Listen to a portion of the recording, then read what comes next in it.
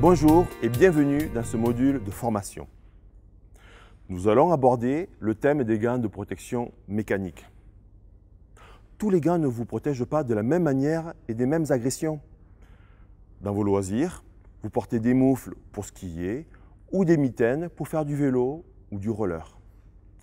C'est exactement pareil dans le milieu professionnel. Un gant est un équipement de protection individuelle, un EPI. Son but est de vous protéger et ainsi d'éviter une blessure ou une atteinte à votre santé. Portez-les lorsqu'ils sont nécessaires, respectez-les. Ils doivent être maintenus en bon état ou remplacés.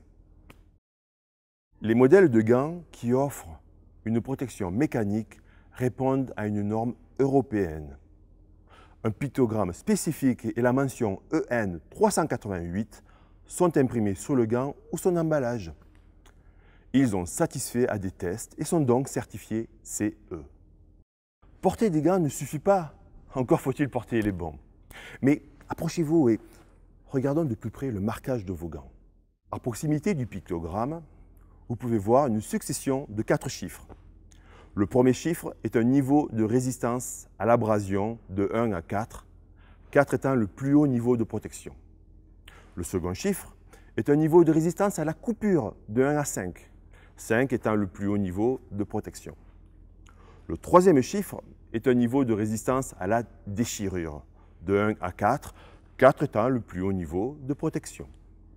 Enfin, le quatrième chiffre est un niveau de résistance à la perforation de 1 à 4, 4 étant toujours le plus haut niveau de protection. Ces niveaux de résistance concernent la paume de la main.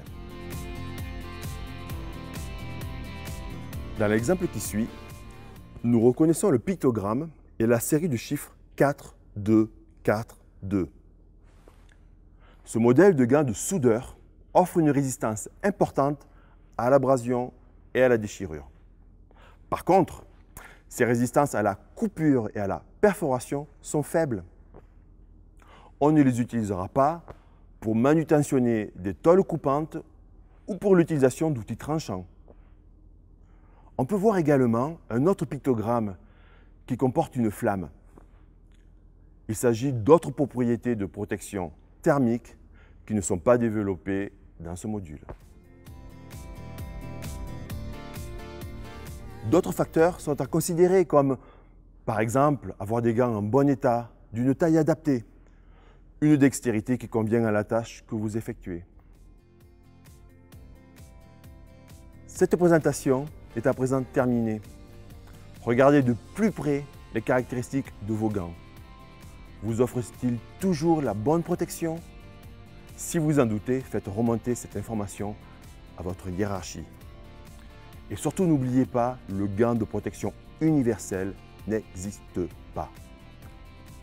À bientôt pour une nouvelle présentation.